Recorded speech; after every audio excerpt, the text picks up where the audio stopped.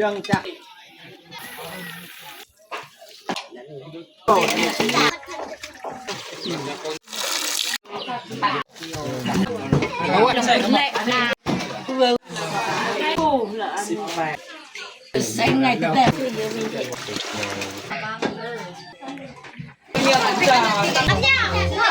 30 พึ่งแขกมาลายพี่น้องอย่าลืมกดไลค์กดแชร์และกดติดตามเด้อพี่น้องเอาทักทายสบายดีเบิร์ดสู่ครูสู่คนเนาะยินดีตอนฮับเขาสู้ซองบ่าวยืงเนาะแล้วก็สำหรับมื้อนี้ก็แม่นมื้อที่คนในหมู่บ้านบ้านเฮาหรือว่าครอบครัวในหมู่บ้านบ้านเฮาจะมีการจัดกินงานดองก็คืองานดองในมื้อนั้นนั่นแหละก็คือช่วงนี้นี่น่าจะมีหลายครอบครัวเนาะนี่แหละนี่ครอบครัวของนาบาวของเฮานี่ข้างหลังที่น้องเห็นฮะไก่มื้อนี้ก็แม่นเพิ่นสิเฮ็ดไก่นะพี่น้องเนาะลกคนไก่แล้วก็เฮ็ดซีนปลาอาหารเนาะส่วนงานของเพิ่นนี่มันมื้ออื่นทางเจ้าบ่าวเพิ่นมาก็คือเจ้าบ่าวเพิ่นนี่แม่นทางบ้านบ่บิงบ่แม่นคนในหมู่บ้านบ้านเดียวเป็นคนต่างบ้านเนาะมื้ออื่นเพิ่นก็สิมาเนาะแล้วก็สำหรับมื้อนี้แม่นเฮาจะได้เตรียมจัดข้าวปลาอาหารต่างๆเพราะว่าจะเป็นซีนไก่ซีนปลาข้าวอีหยังเฮาต้องได้เตรียมไปมื้อนี้เพราะว่ามื้ออื่นเขาเจ้ามาแล้วก็มื้อฮื้อเนาะจึงสิได้กินควายถ้าว่าผู้ใดเฮ็ดงานดองแบบนี้จะมีควายมีงัวเนาะถ้าว่าบ่มีควายก็เอางัวถ้ามีงัวเอาควายแบบนั้นอันใดตัวมีแหละก็เอาตัวนั้นเนาะผู้ใดมีงัวมีควายแล้วก็มื้อนี้เขาจะจัดเตรียมมื้ออื่นเจ้าบ่าวมาแล้วก็มื้อคือจึงกินควายนะพี่น้องเนาะโอเคมีแต่ทุกคนติดตามเบิ่งติดตามชมกับพวกเฮาได้ยาวๆเลยอันนี้แหละเฮือนเจ้าของงานก็คือเฮือนนาบ่าวเนาะนาบ่าวนาสาวนี่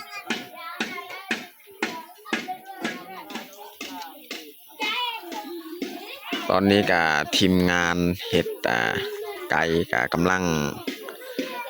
ดังฟืนดังไฟต้มน้ำร้อนเนาะพี่น้องเนาะต้มน้ำร้อน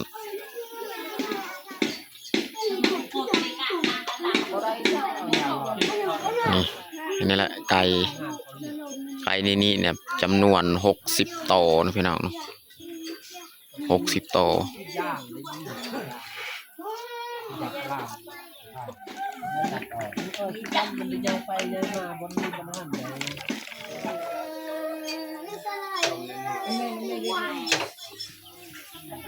ตอนนี้ก็ทีมงานเฮาจำนวนหนึ่งก็เริ่มลกคนไก่พี่น้อง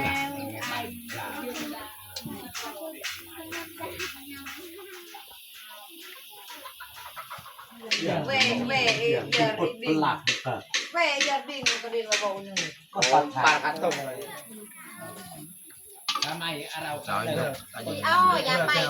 rồi nên giờ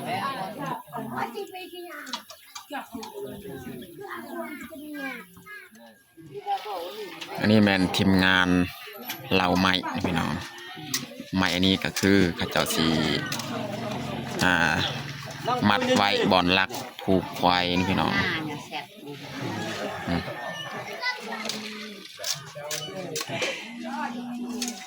นี่แหละตัวเขาเราแล้วละไปกันเลยอันนอส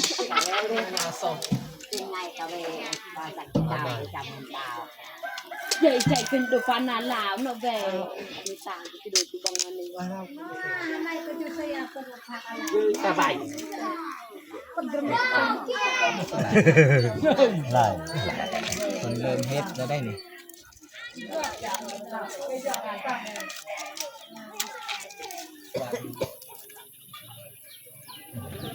làm nhiều lăng lên không làm được không được cái chơi làm cái được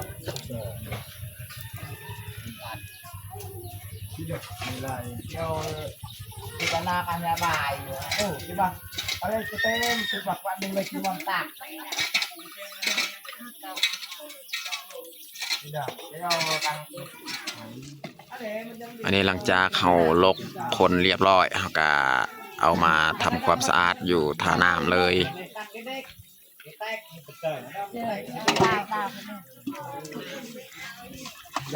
พูดพี่น้องเนาะควายควายที่เขาจะเฮ็ดในงานนี้นะพี่น้องเนาะ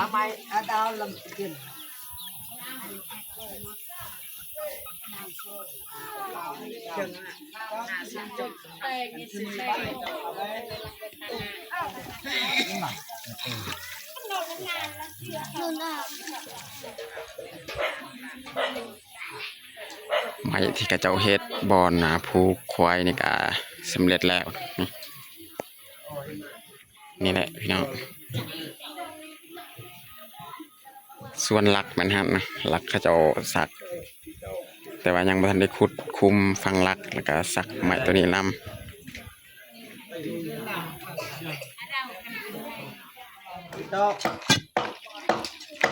ยังจักดอกกุกอะไร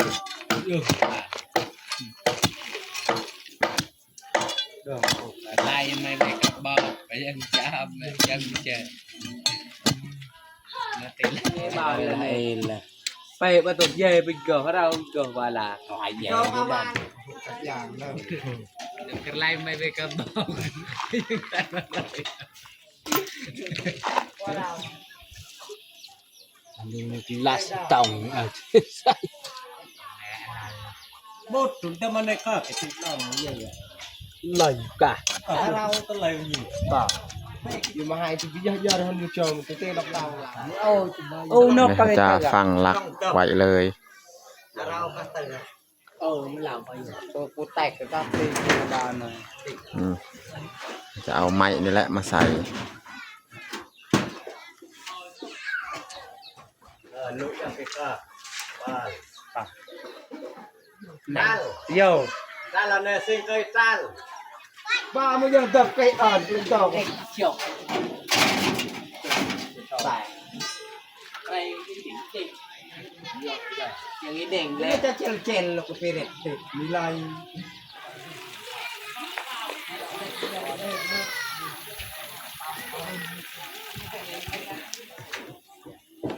นี่กระดอนเรือเรา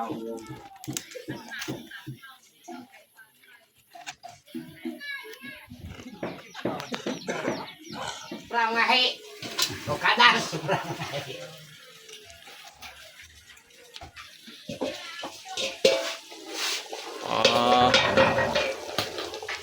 กดเรียบร้อยอันนี้แมนพวกไข่พวกก้นมัน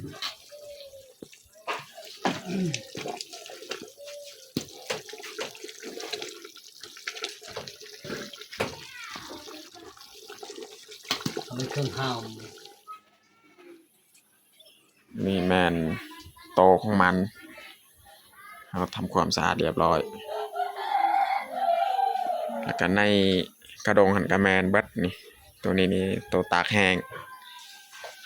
ไก่ตัวตากแห้ง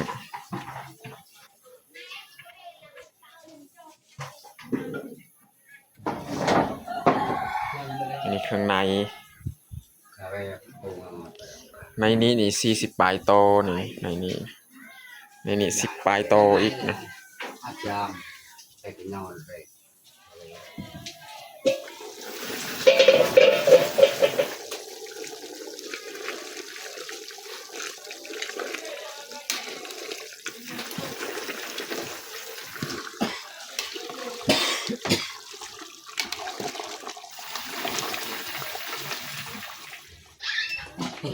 ตอนนี้ก็สุกเรียบร้อยเพิ่นจะตักใส่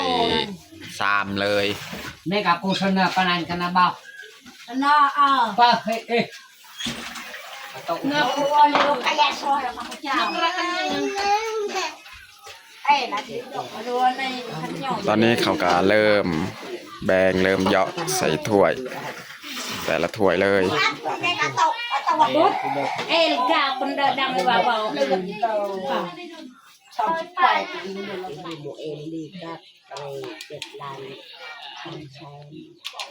พี่ดาวบอกที่อันไหนจุด ตอนนี้ก็แบ่งเรียบร้อยก็จะเอาเลยถ้วยไผ่ถ้วยมัน โดนลงจุดองไม่เที่ยงจุดองน้ำมาเที่ยงจุดแคร์ได้คุณเที่ยงยาหนุนกับกันเบอร์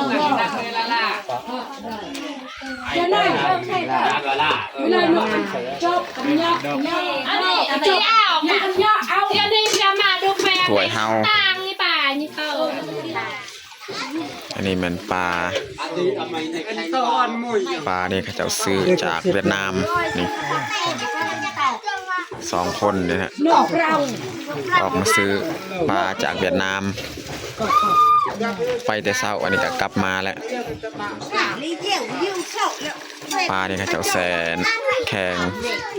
แสนเย็น มือไปจ่าปตากันเจดอกดอกก็มา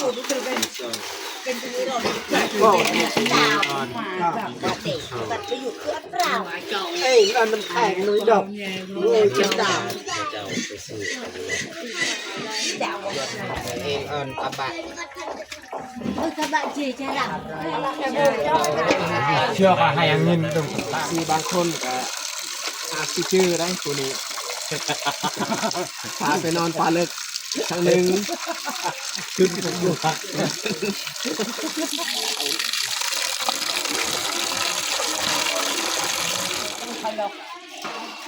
ตอนนี้ก็พากันปาดใส่มันออกปลาของเฮา2 3กับ3เลยใส่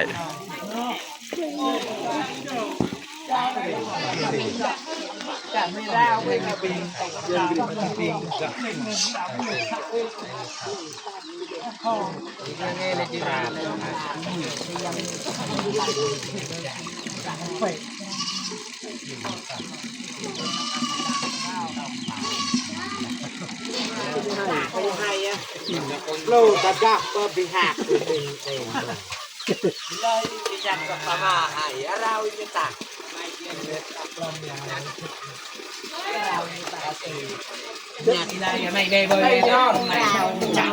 ตัดหากขาออกแต่จึงเอาไปทำความสะอาด ส่วนปลาเนี่ยมันเราจะตัดเรียบร้อยเนาะตัดเป็นตอนพอดีเลย เด้งกระเบง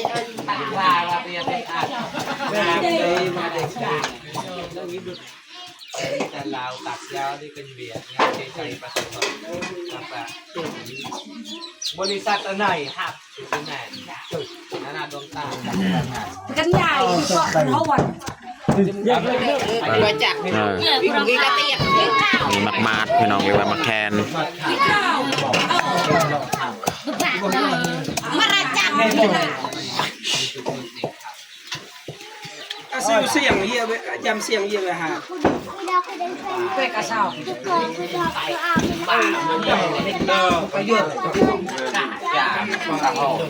ใส่พริก จุเองขนาดพ่อไม่ใช่จุดโต ใส่เกลือ เวลาเงินต้องเอาปลา ตากระดาจกเต็มกระปุก ใส่เกลือผงนัว ทวดทวดตุ้ยทวด คนไปดูป่ะ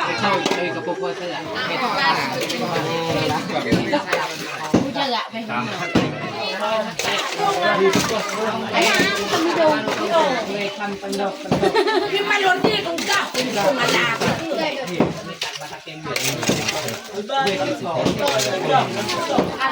อาจารย์ยัดใส่หม้ออีกเอามานึ่งเนาะ จะนึ่งเอา ดังกันหลับก่อน ก่อนชมทวดเอ้ย นู่นนะเอาดูครักลงโอยเด็กบ้านคนเรา เขาวัดเอิญ ทำไมเอา ฉันเล่าลงไปเละนา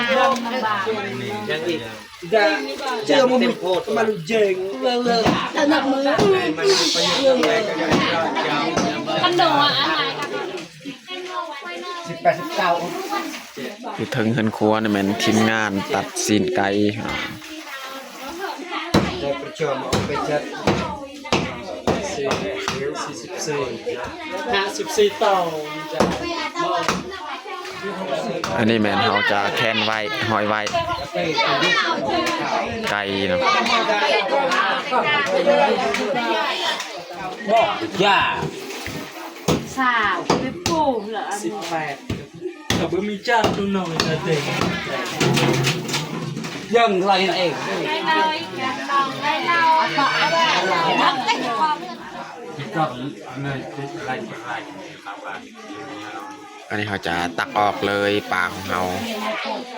เอามาไว้ใส่กระดงเราจะห้องใบตองใส่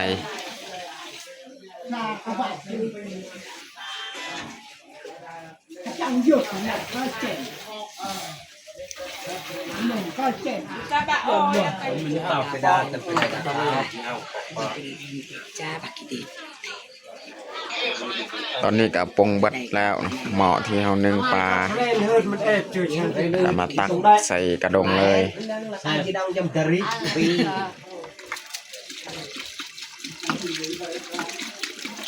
นี่แม่นเขาจะมาเข้าไว้อีกเนาะอยากเต็ม กระสอบ กระติกใหญ่เนาะสอบหนึ่งเลยเนี่ยเอามาเข้า เป็นกระติกเลย อย่างมันสาวอย่างนั้นเลย มาใส่ติกอันนี้อีก พี่เอาจากกันตาเกี่ยวเข้ามาพี่เอาราคาละหมดตัว จนหอดคำเลยพี่น้องเนาะนึ่งปลาเมื่อกี้หอดเดยวนี่จนหอดคำเลย เบงยังตาม มาเข้าไว้อีก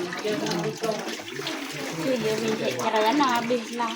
บ้านเลยมักอักไอเองนี่เด็กกันใส่ คณะเบเหตุจะระนาเบลักกันเลยค่ะเบเหตุสา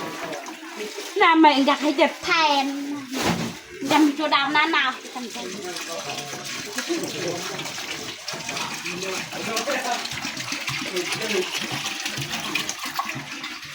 นบางยังเกะได้บ้านลาว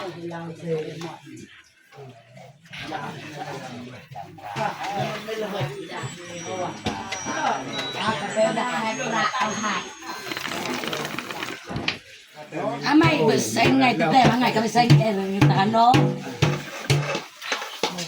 งอกมันก็จ้างนะดับเดียว อันนี้แม่นต้มซีนไก่ ดักเย็ด กินดอก อ๋อห่อใส่ใบตอง chú đâu đâu cái đào cái mày dạy đào chị ấy แต่มาตึกจัดจะให้เยือนใจ đào là gì นี่ à ngày bên đây hỏi ดักขึ้นจีบสุดให้บดกมา cái nó bật cử dầm dài nụ nó bè ยั่งกันหนัก บ้าน ตอนนี้ก็แม่นตอนเสาร์มือใหม่พี่น้องหมู่บ้านเฮาก็หรือว่าทีมงานที่ออกมาช่วยงานนี่ก็กำลังนึ่งข้าวนึ่งน้ำเนาะอันนี้แหละมื้อนี้เป็นมื้อที่เจ้าบ่าวมาเฮือนเจ้าสาว คือมาเฮือนนะน้าบ่าวน้าสาวนี่แหละเจ้าบ่าวเพิ่นมา rồi thì ăn bạch tà rè nữa đấy บังอาจารย์ในกิจกรรม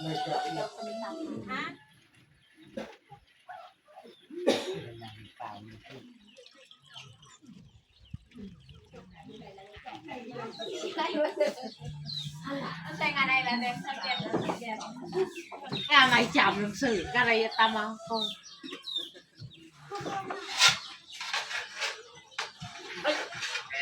ระวังชนะ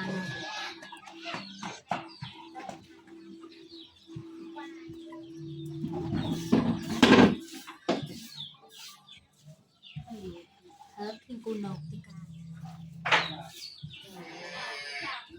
ผมว่าจะนานมัน มันมาผ่าได้มันกระซ่ามันกระซ่า ต้มไก่พี่น้องอันนี้แม่นตัวข้าวต้ม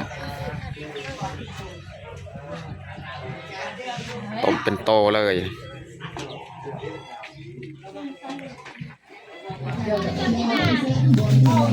นี่เขาจะเอา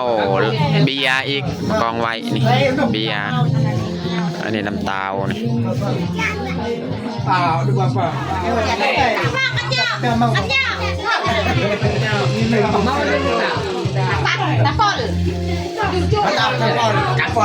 นี่แม่นสิ้นเขาตำนี่นี่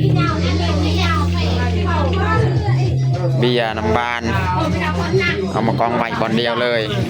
นี่น้ำตาล ที่ทำแบบในบ้านเดียวอันนี้เป็นคนหนักต้มจมในบ้านเราเปียกเขาเยอะเบอร์กระดาษเดือดจุยอะไรเว้ยจับ เย็นน้ำตาลหนักบัญชีเพิ่นนี่เอารถ น้ำเต้าลองก่อนสิ เพิ่นจดรายซอกรายซื้อครอบครัวที่มาซอยเวียกนาบาวนาซาวนี่แหละ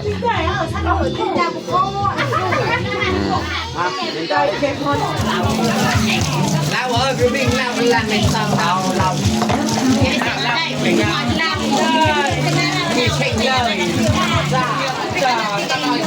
ให้น้ำตาลใส่กระติก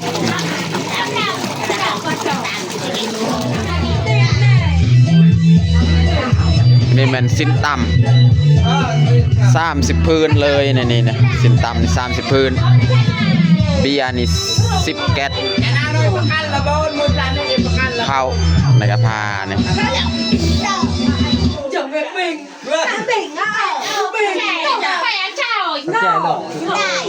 อ้อยน้ำหวาน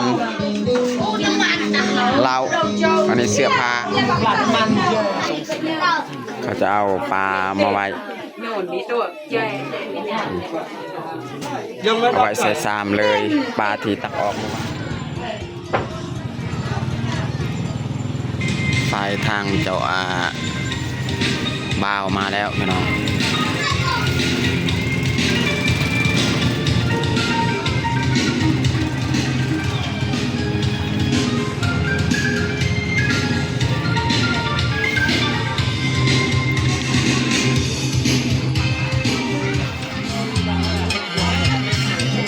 ตอนนี้ก็แขกถังเจ้าบ่าวเพิ่นกำลังมาพี่น้องเนาะ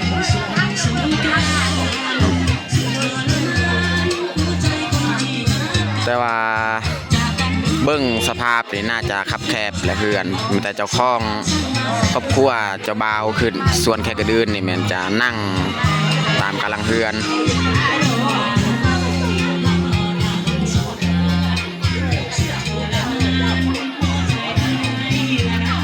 เขาจะจอดรถไว้ทางเฮือนเฮาเลย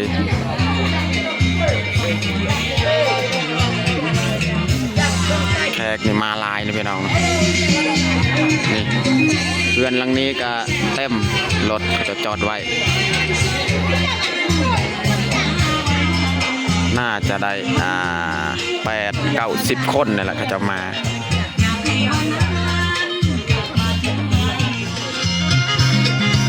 เกิบอันนี้เขาจะปลดไว้มีคนเก็บไว้เลยเกิบแขกพี่น้องเนาะบ่ได้ขึ้นเฮือนเขาจะเก็บไว้ใส่ธงเนี่ย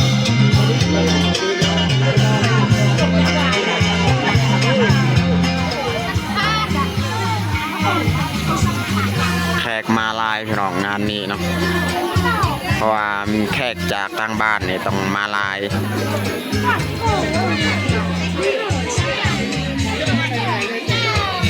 อยู่กับล่างเฮือนของเฮาเนี่ยก็เต็มเนาะ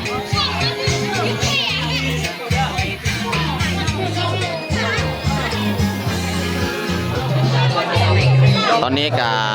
แขกทางเจ้าบ่าวเพิ่นเก็บเอาเครื่องของต่างๆว่าจะเป็นข้าวปลาอาหารเบียร์ต่างๆเครื่องดื่มมันยังเบิดเขาเจ้าเก็บเอาหลังจากเขาเก็บแล้วนี่จึงเขาแต่งผ้าขาวผ้าน้ำกินจะหน่อยเนาะ